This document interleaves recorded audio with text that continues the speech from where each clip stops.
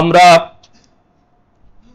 এই মিম্বার থেকে এবং বাংলাদেশের প্রায় 2.5 থেকে 3 লক্ষ মসজিদের মিম্বার থেকে প্রতি জুমায় আমাদের জীবন গঠনমূলক কথাবার্তা আমরা শুনি, ঠিক কিনা? এই মিম্বার থেকে শুধুমাত্র পানি পড়া দেয়া, শুধুমাত্র খুব সহজে এক দৌড়ে জান্নাতে চলে যাওয়া, এই জাতীয় কথাবার্তায় আসবে, নাকি এখান থেকে দেশ, জাতি, উম্মাহ, ইসলাম এ সংক্রান্ত একজন মানুষের জীবনের ব্যক্তিগত, পারিবারিক, সামাজিক, রাষ্ট্রীয়, আন্তর্জাতিক পর্যায়ে সর্বত্র একজন মুসলমানের করণীয়, বর্জনীয় এসব বিষয় নির্দেশনা আসবে? আমরা আপনাদের কাছ থেকে জানতে চাই, আমরা কি সব বিষয়ক নির্দেশনা এখান থেকে পেতে চাই, নাকি শুধুমাত্র এখান থেকে পানি পড়া, খুব দৌড়ে জান্নাতে চলে যাওয়া, খুব সহজ উপায়, এগুলো জানতে চাই? আমরা চাই, আমরা বিশ্বাস করি, আমাদের অন্তরের গভীরে এটা আমরা লালন করি যে ইসলাম শুধুমাত্র গুটি কয়েক ইবাদত সর্বস্ব কোনো ধর্ম না। Islam is a complete code of life. আমরা সকলে বিশ্বাস করি কিনা? অতএব আমাদেরকে মনে রাখতে হবে, এখনো যারা মনে করেন যে এই মিম্বারগুলো থেকে শুধুমাত্র খুব সহজে পরকালীন বিষয় যেগুলো এর মধ্যেই আলোচনা সীমাবদ্ধ থাকবে, এখান থেকে পানি পড়া কিভাবে দেওয়া হবে বা এই জাতীয় বিষয়গুলো, এগুলোকে খাটো করছি না, দরকার এগুলো। ইসলামের প্রত্যেকটা বিষয় আপন আপন জায়গায় প্রয়োজনীয়। কিন্তু যারা মনে করেন যে শুধুমাত্র এই মেম্বারগুলো থেকে ওই খুব আমাদের জীবনের সঙ্গে খুব সামান্য সম্পর্ক এমন বিষয়গুলো আলোচনায় আসবে, আর ব্যক্তিগত, পারিবারিক, সামাজিক, রাষ্ট্রীয়, আন্তর্জাতিক পর্যায়ে ইসলামের নির্দেশনা কি এ বিষয়ক আলোচনা শুনতে যারা অভ্যস্ত নন, তাদেরকে বলবো যে আপনি আপনার দৃষ্টিভঙ্গি অ্যাটিটিউডটা পরিবর্তন করুন। আপনার দৃষ্টিভঙ্গিটা এমন হবে যে মিম্বার থেকে ইসলামের সামগ্রিক নির্দেশনা দেওয়া হবে, ঠিক কিনা? এবং আমরা এটা বিশ্বাস করি, আমাদের জীবনের সবচেয়ে বড় সম্পদ হচ্ছে ঈমান। আমরা বলেছিলাম এবং বলবো ইনশাআল্লাহ, সবার উপরে ঈমান সত্য, সবার উপরে ইসলাম সত্য, তাহার উপরে নাই।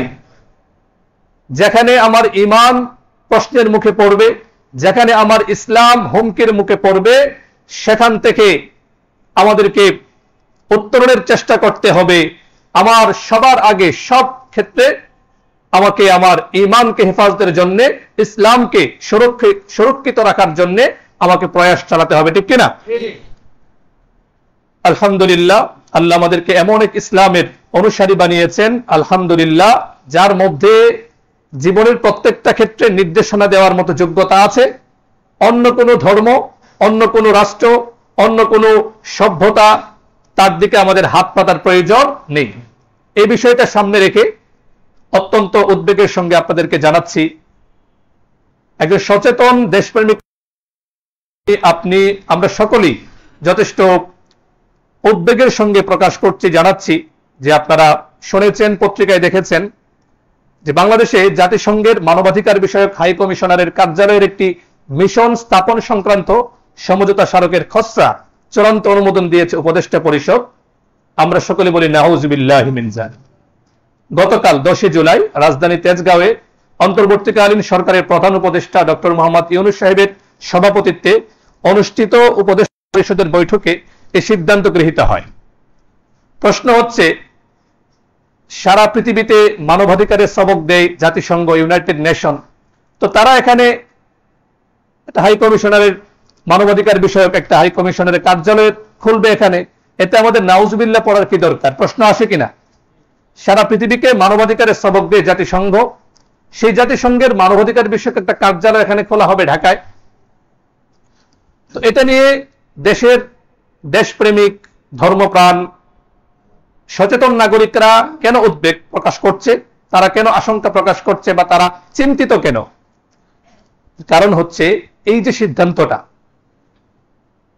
জাতিসংঘের মানবাধিকার বিষয়ক হাই কমিশনারের কার্যালয় স্থাপন বিষয়ক এই যে সিদ্ধান্তটা, এটা দেশের, এটা ইসলামের জন্য, ধর্মের জন্য যেমন অত্যন্ত হুমকির বিষয়, ধর্মের জন্য অত্যন্ত উদ্বেগের বিষয়, ঠিক তেমনি ভাবে এটা দেশের অভ্যন্তরীণ বিষয়ের হস্তক্ষেপ এবং দেশের স্বাধীনতা, সার্বভৌমত্বের এটা একটা হুমকি। বলুন নাউজুবিল্লাহ। একে বিদেশি এজেন্ডা বাস্তবায়নের জন্য একটা কৌশল উল্লেখ করেছে বাংলাদেশের 90% মুসলমানের প্রতিনিধিত্বকারী প্রতিষ্ঠান বা সংগঠন হেফাজতে ইসলাম। তো হেফাজতে ইসলাম কেন এমনটা করছে? এটা শুধুমাত্র হেফাজতে ইসলামের একটা এজেন্ডা না, এই যে মানবাধিকার বিষয়ক যে কার্যালয় স্থাপন করার চেষ্টা চলছে, এটা দেশের সবার জন্য অত্যন্ত হুমকির বিষয়। গণমাধ্যমে সংবাদ এসেছে যে কাজ প্রায় চূড়ান্ত পর্যায়ে চলে যাচ্ছে। এটা হলে কি হবে? দেশের ধর্মপ্রাণ মুসলমান নাগরিক তার আশঙ্কা প্রকাশ করছে এখানে মানবাধিকারের দোহাই দিয়ে এলজিবিটি সমকামিতাকে প্রমোট করার, সমকামিতাকে ছড়িয়ে দেওয়ার একটা ঘৃণ্য অপচেষ্টা চালানো হবে। বলুন নাউজুবিল্লাহ। আপনি আমরা কি চাই যে দেশের মধ্যে সমকামিতা ছড়িয়ে পড়ো? এটা দেশের জন্য, ইসলামের জন্য হুমকি কিনা? কিন্তু দেখুন আজকে জাতিসংঘের মানবাধিকার বিষয়ক যে কমিশন, তাদের কাজটা কি? আজকে প্রায় 1.5 লক্ষেরও বেশি মুসলমান সাধারণ মানুষ ফিলিস্তিনে শহীদ হচ্ছে, তারা কোনো ভূমিকা রাখতে পারছে না। এমনি ভাবে পৃথিবীর দিক দিগন্তে, পূর্ব থেকে পশ্চিম, উত্তর থেকে দক্ষিণ, সর্বত্র মুসলমানদের উপর নির্যাতন, নিপীড়ন চালানো হচ্ছে। তো জাতিসংঘের ভূমিকাটা কি? জাতিসংঘ কি কাজটা করছে? তারা সেখানে মুখে এক ধরনের মুখ বন্ধ করে বসে আছে, অথবা দুই একটা দায় সারা গুছের বিবৃতি দিচ্ছে। তো যেখানে শান্তি প্রতিষ্ঠা করার কথা, মানবাধিকার তেমন যে অবস্থা, এমন যে মুসলমানদের কোনো মানবাধিকার থাকতে নেই, মুসলমানদের মানবাধিকারের প্রয়োজন নেই, লক্ষ লক্ষ মানুষ মারা যাচ্ছে, মেরে ফেলছে, পুরো পৃথিবীর সামনে অবাক হয়ে দেখছে পৃথিবী, অথচ কিছুই করতে পারছে না। সেখানে মানবাধিকার প্রতিষ্ঠার দরকার নেই। বাংলাদেশের 90% মুসলমান, এখানে মুসলমানদের কাছে কোরআন আছে, আছে কিনা? মুসলমানদের কাছে হাদিস আছে, রাসূলুল্লাহ সাল্লাল্লাহু আলাইহি ওয়াসাল্লামের সুন্নাহ সিরাত আছে। তো এখানে মানবাধিকার প্রতিষ্ঠার জন্য আমাদেরকে কি পশ্চিম দিকে ফিরে থাকতে হবে? পশ্চিমাদের নির্দেশনা মানতে হবে আমাদের? আজকে যদি এটার অনুমোদন দেওয়া হয়, দেশের মধ্যে একটা বিশৃঙ্খল পরিস্থিতি তৈরি হবে। দেশের মধ্যে অবাধ যৌনাচার, মুসলিম পারিবারিক আইনের বিরুদ্ধে অবস্থান এবং পার্বত্য চট্টগ্রামে বিচ্ছিন্নতাবাদী সন্ত্রাসীদের প্রশ্রয়দান সহ বাংলাদেশের জাতীয় নিরাপত্তা এবং অখণ্ডতা হুমকির মুখে পড়বে যদি এই জাতিসংঘের মানবাধিকার বিষয়ক হাই কমিশনারের কার্যালয় স্থাপনের এখানে অনুমতি দেওয়া হয়। অতএব এই দেশের একজন সাধারণ মুসলিম সচেতন নাগরিক হিসেবে আমরা এর তীব্র প্রতিবাদ জানাচ্ছি। আরো উদ্বেগের বিষয় হচ্ছে, এই যে মানবাধিকার বিষয়ক যে কমিশনের কার্যালয় এখানে খুলতে চাচ্ছে, এটার দায়িত্ব দেওয়া হচ্ছে এমন একজন ব্যক্তিকে, যে ব্যক্তি সমকামী, এলজিবিটির সমর্থক এবং সরাসরি সমকামিতার সঙ্গে যুক্ত। বলুন নাউজুবিল্লাহ। এদেশের 90% মুসলমানকে মানবাধিকার শিকারের জন্য এমন এক ব্যক্তিকে পাঠানো হচ্ছে, যে ব্যক্তি এদেশের সাধারণ মানুষের চিন্তা চেতনার ঊর্ধ্বে উঠে এদেশের সাধারণ মানুষের ধর্মীয় মূল্যবোধের সম্পূর্ণ বিপরীত দিকে অবস্থান করে সমকামিতার মতো ঘৃণ্য, নোংরা, অশ্লীল কাজের সঙ্গে জড়িত এমন একজন ব্যক্তির কাছ থেকে আমাদেরকে মানবাধিকারের পাঠ নিতে হবে। এর চেয়ে দুঃখজনক, এর চেয়ে কষ্টকর, এর চেয়ে লজ্জা করার কিছু থাকতে পারে? অতএব দেশের ধর্মীয় মূল্যবোধ এবং সামাজিক স্থিতিশীলতার দিকে লক্ষ্য করে আমরা এই মিম্বার থেকে, এবং গত জুমায় আলহামদুলিল্লাহ আপনারা শুনেছেন অনেকেই, আমাদের জাতীয় মসজিদ বাইতুল মোকাররমের জাতীয় মিম্বার থেকে আমাদের উস্তাদ, দেশের জাতীয় খতিব হযরত মাওলানা আব্দুল মালিক সাহেব দামাত বারাকাতুহুমুল আলিয়া খুব তীব্রভাবে প্রতিবাদ করেছেন যে দেশের 90% মুসলমানের সঙ্গে এক ধরনের একটা পরিহাসমূলক আচরণ হচ্ছে, যে দেশে জাতিসংঘের মানবাধিকার বিষয়ক কার্যালয় স্থাপনের মাধ্যমে এদেশের মানুষের কৃষ্টি, সভ্যতা, কালচার, এদেশের ধর্মীয় মূল্যবোধের সঙ্গে এক ধরনের প্রহসন করা হচ্ছে। আমরা তার তীব্র নিন্দা জানাচ্ছি। আমরা এই মিম্বার থেকেও আলহামদুলিল্লাহ ইসলামের মৌলিক নির্দেশনামূলক কথা যেমন আমরা বলছি, এখানেও ইসলামের নির্দেশনা আছে। ইসলাম আমাদের জন্য পূর্ণাঙ্গ জীবন ব্যবস্থা। অতএব জাতিসংঘের কাছ থেকে আমাদের মানবাধিকারের সবক নেওয়ার দরকার নেই। বৈশ্বিক প্রেক্ষাপটে বিভিন্ন জাতিসংঘের সঙ্গে সম্পর্ক রাখতে হয়, কিন্তু এটা মনে রাখতে হবে জাতিসংঘের ঠিক সেই নির্দেশনাটাই আমরা মানব যেটাকে ইসলাম অনুমোদন করে, যেটাকে ইসলামী শরিয়া অনুমোদন করে। শরিয়ার বাইরে গিয়ে, ইসলামের বাইরে গিয়ে জাতিসংঘ, পশ্চিমা সভ্যতা, পশ্চিমা রাষ্ট্র বা পৃথিবীর কোন রাষ্ট্রের কোন ধরনের পণ্ডিতগিরি আমরা মানতে রাজি না, ঠিক কিনা? সজাগ থাকতে হবে। সবার উপরে আমাদের ঈমান, সবার উপর আমাদের ইসলাম। রাজনীতির ক্ষেত্রে অনেকে বলেন যে ব্যক্তির চেয়ে দল বড়, দলের চেয়ে দেশ বড়। আমরা বলবো ব্যক্তির চেয়ে, দলের চেয়ে, দেশের চেয়ে, সবার চেয়ে আমাদের ঈমান, আমাদের ইসলাম, আমাদের আকীদা সবার আগে, ঠিক কিনা?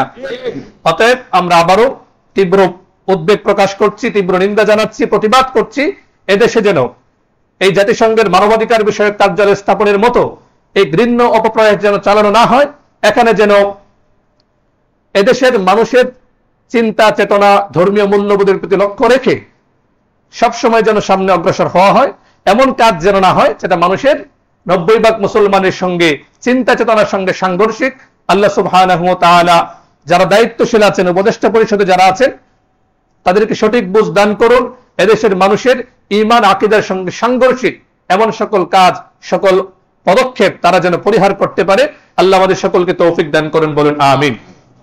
মুহতারাম হাজিরিন, এই যে কথাগুলো বললাম, এগুলো স্বাভাবিকভাবে আমাদের আলোচনার সঙ্গেও এটা সম্পর্ক আছে। তো আমরা বলছিলাম, শুরুতেই বলেছি, আজকে আমরা ঈমানের পরিচয় এবং অতি গুরুত্বপূর্ণ 10টি আনুষঙ্গিক বিষয়ে আমরা কথা বলবো ইনশাআল্লাহ। খুবই গুরুত্বপূর্ণ বিষয়। ঈমানের চেয়ে বড় কোনো সম্পদ আমাদের নেই। অতএব কথাগুলো খুব মনোযোগ সহকারে শুনতে হবে। কোনো বিষয় অস্পষ্ট হলে পরবর্তীতে আমরা জেনে নেব। আল্লাহ আমাদের সকলকে ঈমানের মতো সবচেয়ে বড় সম্পদ যেন আমরা হেফাজত করতে পারি, আল্লাহ তৌফিক দান করেন, বলুন আমিন। প্রিয় মুসল্লিয়ানে কেরাম, আমরা বিশ্বাস করি ঈমান হচ্ছে একটা আলো, ঈমানের বিপরীত কুফর হচ্ছে অন্ধকার। ঈমান হচ্ছে পুরোটাই কল্যাণের ভান্ডার, আর কুফর, শিরিক, সেটা হচ্ছে সম্পূর্ণ অকল্যাণের ভান্ডার। ঈমান হচ্ছে জীবন, কুফর শিরিক হচ্ছে মরণ। ঈমান হচ্ছে আমার সব, আর কুফর শিরিক এগুলো হচ্ছে আমার জন্য ধ্বংসের কারণ। এই বুঝ অন্তরে নিয়ে আমরা আবারও পড়ি, রাদিতু বিল্লাহি রাব্বা ওয়া বিল ইসলামি দীনা ওয়া বি মুহাম্মাদিন সাল্লাল্লাহু আলাইহি ওয়াসাল্লাম নবিয়্যা। এটার অর্থ আমরা সকলে জানি কিনা? রাদিতু বিল্লাহি রাব্বা মানে আল্লাহকে রব হিসেবে পেয়ে আমি সন্তুষ্ট। ওয়া বিল ইসলামি দীনা, ইসলামকে দিন হিসেবে গ্রহণ করে আমি পরিতৃপ্ত। ওয়া বি মুহাম্মাদিন সাল্লাল্লাহু আলাইহি ওয়াসাল্লাম নবিয়্যা, এবং মুহাম্মদ সাল্লাল্লাহু আলাইহি ওয়াসাল্লামকে নবী হিসেবে পেয়ে আমি ধন্য। এই বিশ্বাস আমাদের সকলের অন্তরে জাগরুক রেখে আমরা আলোচনার সামনে অগ্রসর হই। প্রথমে হচ্ছে ঈমানের পরিচয়। খুব সংক্ষেপে বলছি, সময় কম থাকে, সেজন্য লম্বা আলোচনার সুযোগ থাকে না। প্রথমে হচ্ছে ঈমানের শাব্দিক অর্থ। ঈমান একটা আরবি শব্দ, যার আবিধানিক অর্থ হচ্ছে নিরাপত্তা প্রদান, বিশ্বাস স্থাপন। আরবিতে ঈমানের প্রতিশব্দ হচ্ছে আত-তাসদীক বা সত্যায়ন করা। পরিভাষায় ঈমান কাকে বলা হয়? হুয়া তাসদীকুন নবী সাল্লাল্লাহু আলাইহি ওয়াসাল্লাম বিমা জাআ বিহি মিনাল্লাহি আযজা ওয়া জাল। যে নবী সাল্লাল্লাহু আলাইহি ওয়াসাল্লাম কর্তৃক আনিত, আল্লাহ সুবহানাহু ওয়া তাআলার পক্ষ থেকে আনা প্রতিটি বিষয়কে আস্থাশীল হয়ে তার প্রতি সর্বোচ্চ শ্রদ্ধা, ভালোবাসা, আস্থা রেখে সেগুলোকে হৃদয়ের গভীর থেকে কোনো ধরনের সন্দেহ সংশয় ছাড়া গ্রহণ করার নামই হচ্ছে ঈমান। আলহামদুলিল্লাহ। তো ঈমানের এই যে বিশ্বাস, তাসদীক, মূলত নবীজি সাল্লাল্লাহু আলাইহি ওয়াসাল্লাম যে বিষয়গুলো নিয়ে এসেছেন, অনেক বিষয় নিয়ে এসেছেন। এর মধ্যে মৌলিক 7টি বিষয়ের উপর আমাদের ঈমান আনতে হয়। কয়টা বিষয়? যেটাকে আমরা আমাদের মক্তবের বাচ্চাদের কাছে শুনি, আমরা পড়েছি অনেকেই মক্তবে, ঈমানে মুফাসসাল। কি এগুলোকে বলে? ঈমানে মুফাসসাল। আমানতু বিল্লাহি ওয়া মালাইকাতিহি ওয়া কুতুবিহি ওয়া রুসুলিহি ওয়াল ইয়াউমিল আখিরি ওয়াল কদরি খাইরিহি ওয়া শাররিহি মিনাল্লাহি তাআলা ওয়াল বা'থি বাদাল মাউত। এগুলো কোরআন এবং সুন্নাহয় প্রমাণিত যে মৌলিক 7টি বিষয়ে আমাদের ঈমান রাখতে হবে। সুদৃঢ় ঈমান, এমন ঈমান যে এই মুহূর্তে ফ্যানটা চলছে, বাতিটা এখানে জ্বালানো, আমি চোখে দেখছি, এটা ভুল হতে পারে, কিন্তু এই 7টা বিষয় এমন যে এর মধ্যে কোনো ভুল হতে পারে না, কোনো সন্দেহ সংশয়ের সুযোগ এর মধ্যে রাখা যাবে না। এই 7টি বিষয়কে ঈমানের 7টি স্তম্ভ, ভিত্তিও বলা হয়। তো 1 নম্বর হচ্ছে আল্লাহ সুবহানাহু ওয়া তাআলার প্রতি বিশ্বাস স্থাপন করা এবং গভীরভাবে বিশ্বাসটাকে আঁকড়ে ধরে রাখা, এটাই হচ্ছে মূল। এরপরে বাকিগুলো আল্লাহর উপর বিশ্বাস যখন কারো সুদৃঢ় থাকবে, এরপর পর্যায়ক্রমে তার পক্ষ থেকে আসা ফেরেশতা, তার পক্ষ থেকে আসা কিতাব, রাসূল, পরকাল দিবস, এরপরে তাকদীর, এরপরে পুনরুত্থান, এগুলো স্বাভাবিকভাবে চলে আসে। এই হচ্ছে ঈমানের একটা সংক্ষিপ্ত পরিচয়। তো এখন আমাদের সমাজের মধ্যে অনেকেই নিজেদেরকে ইমানদার দাবি করেন, কিন্তু এমন এমন ভয়ঙ্কর চিন্তা লালন করেন যে চিন্তাগুলো লালন করার সঙ্গে সঙ্গে সে ইমান থেকে যোজন যোজন দূরে, অনেক অনেক দূরে চলে যায়। বলুন নাউজুবিল্লাহ। অন্ধকার একসঙ্গে কি থাকতে পারে? একটা ঘর খুবই অন্ধকারাচ্ছন্ন, সেখানে যদি আপনি আলো জানেন, তো ইমান হচ্ছে একটা আলো, আর কুফর, সন্দেহ, শিরিক এগুলো হচ্ছে অন্ধকার। অতএব আলো আর অন্ধকার একসঙ্গে হতে পারে না। তো এমন অনেক বিষয় আছে ইমানের জন্য যেগুলো অপরিহার্য, এই বিষয়গুলো আমাদেরকে খুব সচেতন থাকতে হবে। অনেকে আমরা এগুলো জানি না, যেগুলোর কারণে আমাদের ইমান অনেক অনেক দূরে চলে যায়, ইমান ধ্বংস হয়ে যায়, ভেঙে যায়। তো ইমান কখন পরিপূর্ণ ইমান হবে, ইমান কখন আল্লাহ সুবহানাহু ওয়া তাআলার কাছে গ্রহণযোগ্য হবে, এমন মৌলিক 10টি বিষয় আমরা পর্যায়ক্রমে বলছি, খুব খেয়াল করে শুনবো। এবং এই 10টা বিষয়, অনেক বিষয় আছে, সেখান থেকে বাছাই করে আমি 10টা বিষয় বলছি, যে 10টা বিষয় কোরআনের আয়াতে কারিমা এবং হাদিস এর মাধ্যমে প্রমাণিত। এর মধ্যে প্রথম হচ্ছে ইমান মানে হচ্ছে আত্মসমর্পণ। ইমান মানে সমর্পণ। ইমান মানে কি? সমর্পণ। আমি আল্লাহ সুবহানাহু ওয়া তাআলার একজন বান্দা। আমি আল্লাহ সুবহানাহু ওয়া তাআলার বান্দা মানে আমি আমার আপাদমস্তক আল্লাহর সামনে সমর্পণ করলাম। অতএব এখন আল্লাহ সুবহানাহু ওয়া তাআলার প্রতিটি আদেশ আমার জন্য শিরোধার্য। বুঝে আসলেও শিরোধার্য, বুঝে না আসলেও শিরোধার্য। প্রচন্ড ঠান্ডা, ঘুম থেকে জাগলে, কম্বলের নিচ থেকে বের হলে মনে হয় যে একবারে শরীর বরফ হয়ে যাবে। ওই সময় যদি ফজরের আজান আমি শুনি বা ফজরের ওয়াক্ত যখন হয়, তখন আমার উপর নামাজ পড়তে হবে কিনা? জবাব দিতে হবে, নামাজ পড়তে হবে কিনা? তার নির্দেশ এটা। কিন্তু যুক্তি কি বলে? যুক্তি বলে প্রচন্ড ঠান্ডার মধ্যে কিভাবে নামাজ পড়ব? কিন্তু না, এই যুক্তির সামনে পরাস্ত হওয়া যাবে না। কারণ আমি হচ্ছি একজন মুমিন, আর একজন মুমিনের প্রধান এবং মৌলিক বিষয়, মৌলিক পরিচয় হচ্ছে, একজন ইমানদারের সবচেয়ে বড় পরিচয় হচ্ছে একজন ইমানদার হবে আত্মসমর্পণকারী। সে দেখবে আদেশটা কার? আল্লাহ সুবহানাহু ওয়া তাআলার আদেশ। অতএব আমি যদি প্রচন্ড ঠান্ডা, যাই হোক, আল্লাহর আদেশ, আমাকে আদেশ মানতেই হবে। কারণ আমি হচ্ছি মুমিন, আমি হচ্ছি আত্মসমর্পণকারী, আমি হচ্ছি আল্লাহর বান্দা। অতএব সে আল্লাহর হুকুম আমার উপর শিরোধার্য, আল্লাহর হুকুম আমাকে মেনে নিতেই হবে। সুবহানাল্লাহ। তো ইমানের প্রথম এবং মৌলিক অনুষঙ্গ হচ্ছে, ইমান মানে হচ্ছে সমর্পণ, আত্মসমর্পণ। মুমিনের বৈশিষ্ট্য হচ্ছে সমর্পণ করা, নিজেকে আল্লাহর সামনে অর্পণ করে দেয়া। পক্ষান্তরে ইবলিস, শয়তান এবং তার অনুসারী যারা, তাদের বৈশিষ্ট্য হচ্ছে বিপরীত যুক্তি দেয়া। আল্লাহ কোন একটা হুকুম দিয়েছেন, ইবলিস এবং তার অনুসারী যারা, তাদের একটা বৈশিষ্ট্য হচ্ছে তার যুক্তি দিবে, কেন করব, কি কারণে করব, কেন এটা করতে হয়, এই তীব্র ঠান্ডার মধ্যে কেন নামাজ আমাকে পড়তে হবে। এরপরে আল্লাহর হুকুম হচ্ছে কুরবানি করা। এখন শয়তান এবং তার দোসররা যুক্তি দিবে, হ্যাঁ, কেন প্রাণী নিধন করা হবে কোরবানির নামে। এগুলো কোনো মুসলমানের কথা হতে পারে না। একজন মুসলমান যখন শুনবে এটা আল্লাহর আদেশ, অতএব আমি আল্লাহর আদেশের সামনে আত্মসমর্পণ করলাম। কারণ আল্লাহ সুবহানাহু ওয়া তাআলা আমাকে আদেশ করছেন যে তুমি আত্মসমর্পণকারী হও, তুমি মুসলিম হও। মুসলিম মানে কি? আত্মসমর্পণকারী। কোরআনুল কারীমের 3য় সূরা সূরাত আলে ইমরানের 102 নম্বর আয়াত, আল্লাহ সুবহানাহু ওয়া তাআলা বলেন, ইয়া আইয়ুহাল্লাযীনা আমানুত্তাকুল্লাহ, ইয়া আইয়ুহাল্লাযীনা আমানুত্তাকুল্লাহ হাক্কা তুকাতিহি ওয়া লা তামুতুন্না ইল্লা ওয়া আনতুম মুসলিমুন। হে মুমিনরা, হে ঈমানদাররা, তোমরা যথার্থভাবে আল্লাহ সুবহানাহু ওয়া তাআলার ভয়কে অন্তরে লালন করো এবং এমত অবস্থায় মৃত্যুবরণ করো যখন তুমি আল্লাহর প্রতি পরিপূর্ণ সমর্পিত, আত্মসমর্পণকারী। সুবহানাল্লাহ। এই আয়াত আমাদেরকে শিক্ষা দিচ্ছে একজন মুমিন তখনই মুমিন হবে, একজন মুসলিম তখনই মুসলিম হবে যখন সে পরিপূর্ণভাবে আত্মসমর্পণকারী হবে, আল্লাহর হুকুমের সামনে সে সারেন্ডার করবে, আল্লাহর হুকুমের সামনে মাথাটাকে নত করে দিবে। এটা হচ্ছে ঈমানের অপরিহার্য অনুষঙ্গ, যেগুলো তার শীর্ষে অবস্থান করছে। আমরা বারবার এই আয়াতগুলো শুনেছি। আল্লাহ সুবহানাহু ওয়া তাআলা তার খলিল হযরত ইব্রাহিম আলাইহিস সালামের প্রতি তার যে ভালোবাসা প্রকাশ করেছেন কোরআন মাজিদে, সেই ইব্রাহিম আলাইহিস সালামের গল্প ইব্রাহিম আলাইহিস সালামের ঘটনা আমাদেরকে শোনাচ্ছেন যে ইব্রাহিম আলাইহিস সালাম কিভাবে আল্লাহর সামনে নিজেকে সমর্পণ করতেন। সূরা আলে ইমরান 31 নম্বর আয়াতে আল্লাহ সুবহানাহু ওয়া তাআলা বলেন, ইদ ক্বালা লাহু রাব্বুহু, 132 নম্বর আয়াত, ইদ ক্বালা লাহু রাব্বুহু আসলিম ক্বালা আসলামতু লিরাব্বিল আলামিন। স্মরণ করো সেই সময়ের কথা যখন ইব্রাহিমকে তার রব বলেছিলেন, ইব্রাহিম আত্মসমর্পণ করো।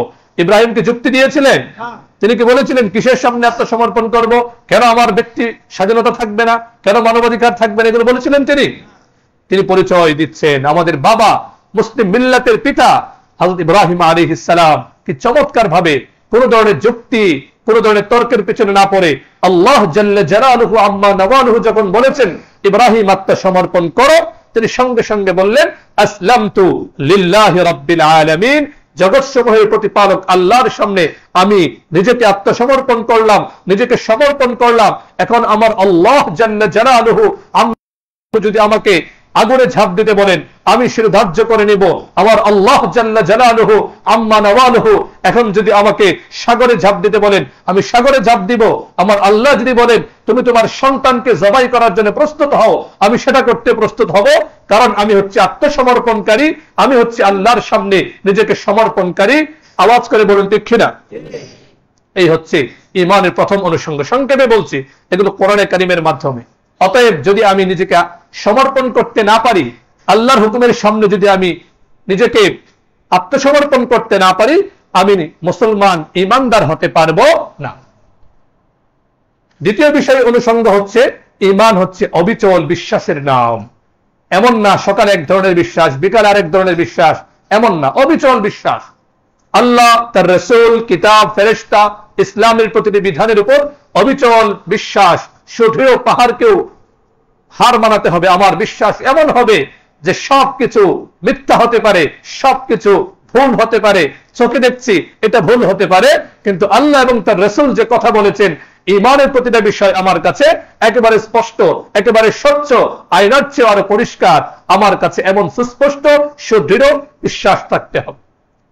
কারণ ঈমানের মধ্যে কোনো ধরনের সন্দেহ, সংশয়, কনফিউজড হওয়ার কোনো সুযোগ নেই। আল্লাহ সুবহানাহু ওয়া তাআলা কোরআন মাজিদের 49 নম্বর সূরা সূরাতুল হুজুরাতের 15 নম্বর আয়াতে বলেন, ইন্নামাল মুমিনুনা আল্লাযীনা আমানু বিল্লাহ। মুমিন কারা? মুমিন হচ্ছে তারা যারা আল্লাহ এবং তার রাসূলের প্রতি সুদৃঢ় ঈমান লালন করে, ধারণ করে। ওয়ালাম ইয়ারতাবু, সুম্মা লাম ইয়ারতাবু, কোনো সন্দেহ নেই। তাকে কেটে টুকরা টুকরা করা হোক, তাকে পুড়িয়ে ছারখার করা হোক, তাকে ফাঁসির মঞ্চে নিয়ে যাওয়া হোক, সে বলবে আল্লাহু রাব্বি রাদিতু বিল্লাহি রাব্বা ওয়া বিল ইসলামি দীনা ওয়া বিমুহাম্মাদিন সাল্লাল্লাহু আলাইহি ওয়াসাল্লাম নবিয়্যা।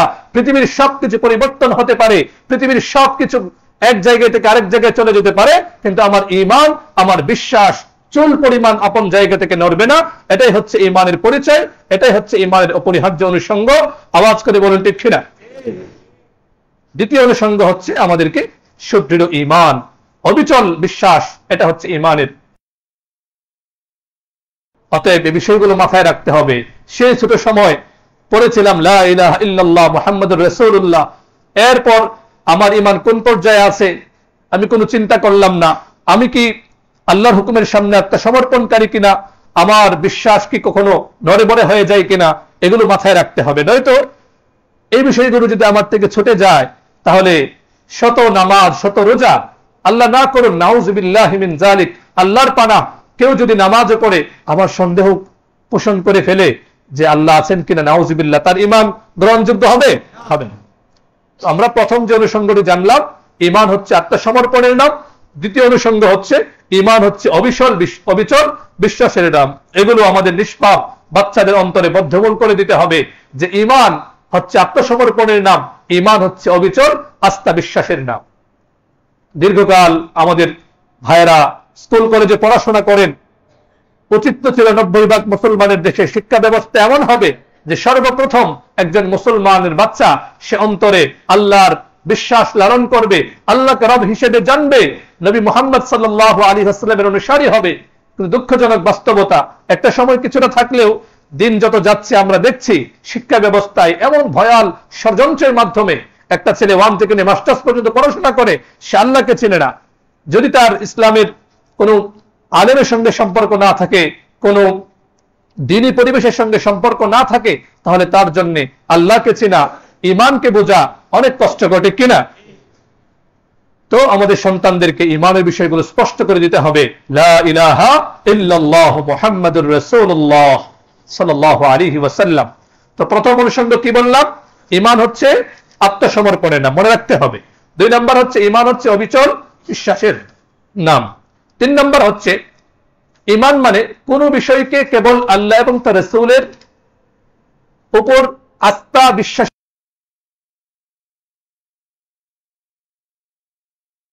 কোন বিষয়কে, কোন ব্যাপারকে কেবল আল্লাহ ও তার রাসূলের প্রতি আস্থার ভিত্তিতে মেনে নেওয়ার নামই হচ্ছে ঈমান। মানে কি? কোন একটা বিষয় আমার সামনে পরিষ্কার হলো, এটা আল্লাহ এবং তার রাসূলের নির্দেশ। কোন একটা মাসআলার ব্যাপারে আমার সামনে পরিষ্কার হলো, এটা শরীয়তের নির্দেশ। কোন একটা বিষয়ে আমার সামনে পরিষ্কার হলো, এই বিষয়ে ইসলাম এই নির্দেশনা দেয়, বাস এটা আমাকে মেনে নিতে হবে। কেন? কারণ আমি তো কেবল আল্লাহ এবং তার রাসূলের প্রতি সর্বোচ্চ ভালোবাসা লালন করি। এই ভালোবাসার সামনে আর যা কিছু আছে সব দূরীভূত হয়ে যাবে আমার ভালোবাসা আল্লাহ এবং তার রাসূলের জন্য। অতএব আল্লাহ এবং তার রাসূলের উপর ভিত্তিতে কোন বিষয়কে মেনে নেওয়ার নামই হচ্ছে ঈমান। আপনি কোরআন খুলে দেখুন, আল্লাহ সুবহানাহু ওয়া তাআলা সূরাতুল বাকারা 285 নম্বর আয়াত, সূরাতুন নূর 24 নম্বর সূরা, সূরাতুন নূরের 51 নম্বর আয়াতে আল্লাহ বলেন সামি'না ওয়া আতা'না। একজন মুমিনের পরিচয় হচ্ছে যে আমি শুনেছি, এটা আল্লাহর বিধান, এটা আল্লাহর হুকুম, ওয়া আতা'না, অতএব আমি সেটা শিরোধার্য করে নিলাম, আমি সেটা মেনে নিলাম, আমি সেটা গ্রহণ করলাম। সুবহানাল্লাহ। এমনি ভাবে সূরাত আলে ইমরানের 7 নম্বর আয়াতে যারা জ্ঞানবান তাদের পরিচয় দেওয়া হচ্ছে, তারা বলে আমান্না বিহি কুল্লুম মিন ইনদি রাব্বিনা, আল্লাহর পক্ষ থেকে আসা প্রত্যেকটা বিষয়কে আমি হৃদয়ের গভীর থেকে মেনে নিলাম। তো 3 নম্বর অনুষঙ্গ হচ্ছে কোন বিষয়কে কেবল আল্লাহ ও তার রাসূলের প্রতি ভালোবাসা, আস্থা, বিশ্বাসের কারণে মেনে নেয়া। 4 নম্বর অনুষঙ্গ হচ্ছে শরীয়ত ও উসওয়ায়ে হাসানাকে গ্রহণ করার নাম। এই বিষয়ে শরীয়তের নির্দেশনা শুধু মুখে মুখে বললেই হবে না, এটাকে গ্রহণও করতে হবে।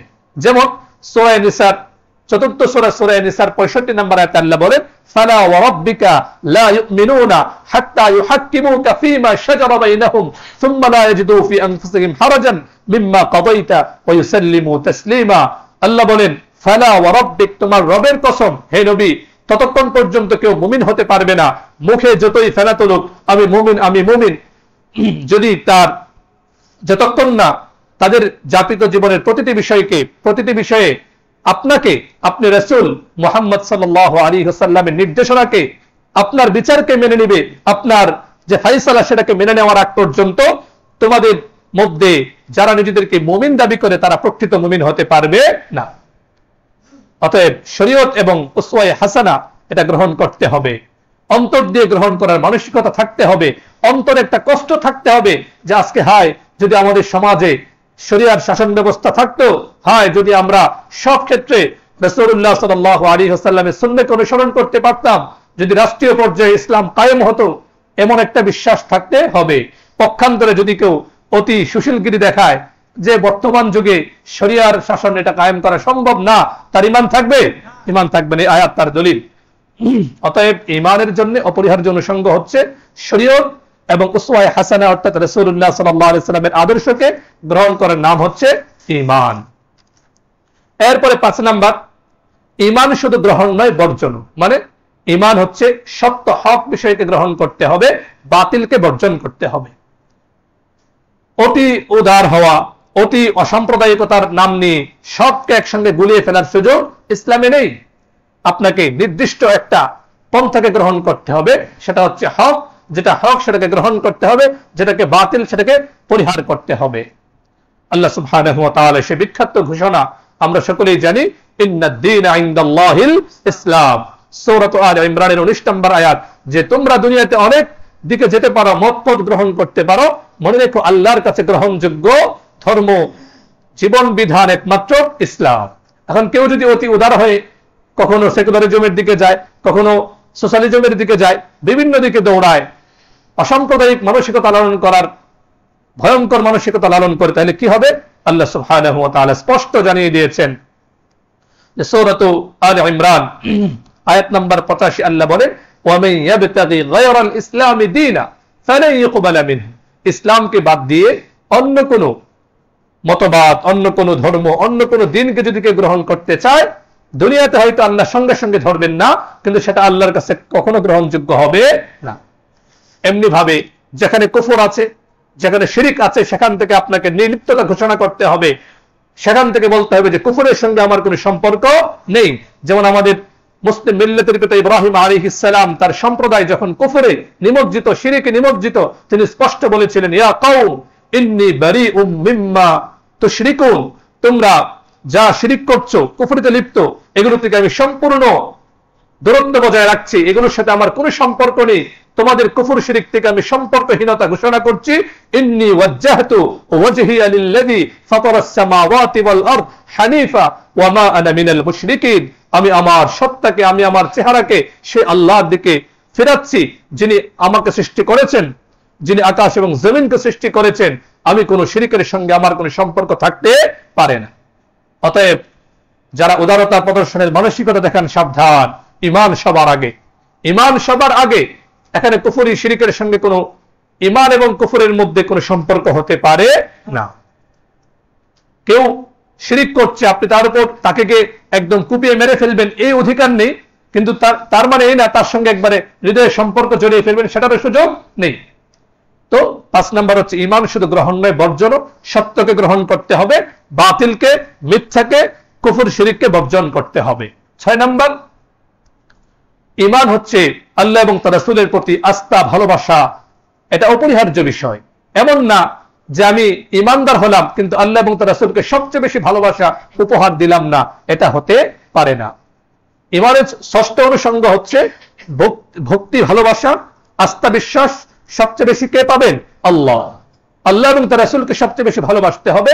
দলিল কি? কোরআনুল কারীমের সূরাতুল আহজাবের সূরাতুল বাকারার 165 নম্বর আয়াতে আল্লাহ বলেন, ওয়াল্লাযীনা আমানু আশাদ্দু হুব্বাল লিল্লাহ, আল্লাহকে যারা বিশ্বাস করে, আল্লাহর প্রতি যাদের ঈমান, তাদের সবচেয়ে বেশি ভালোবাসা থাকবে আল্লাহর প্রতি।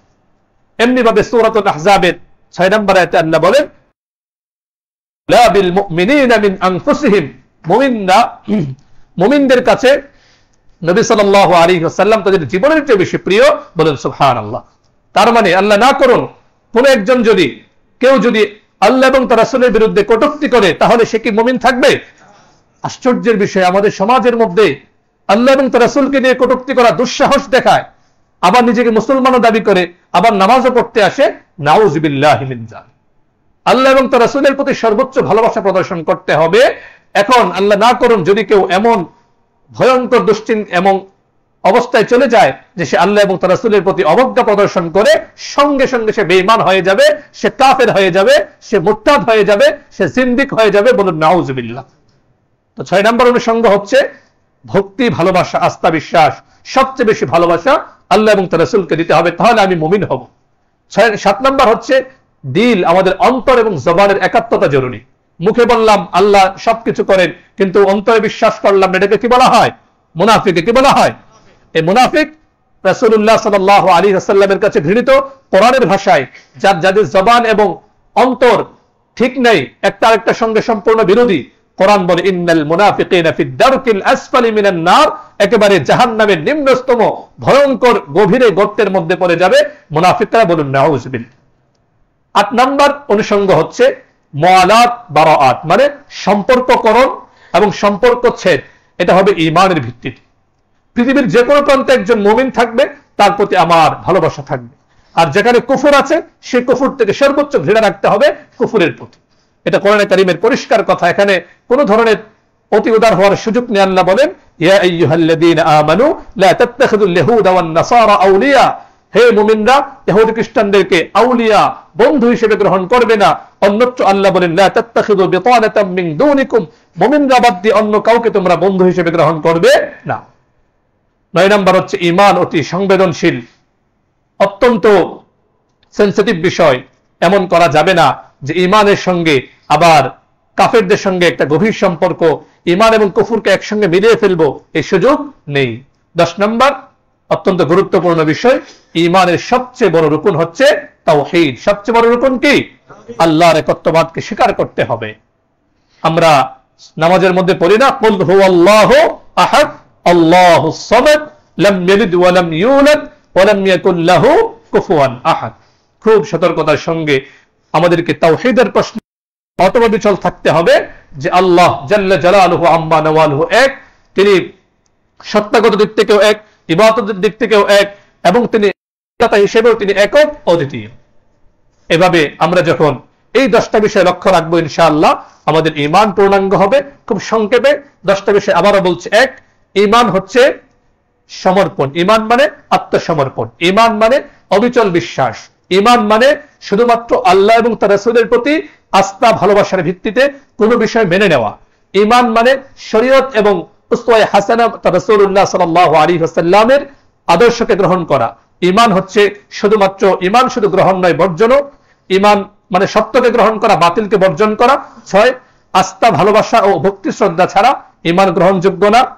7 নম্বর, দিল এবং জবান এক রাখতে হবে।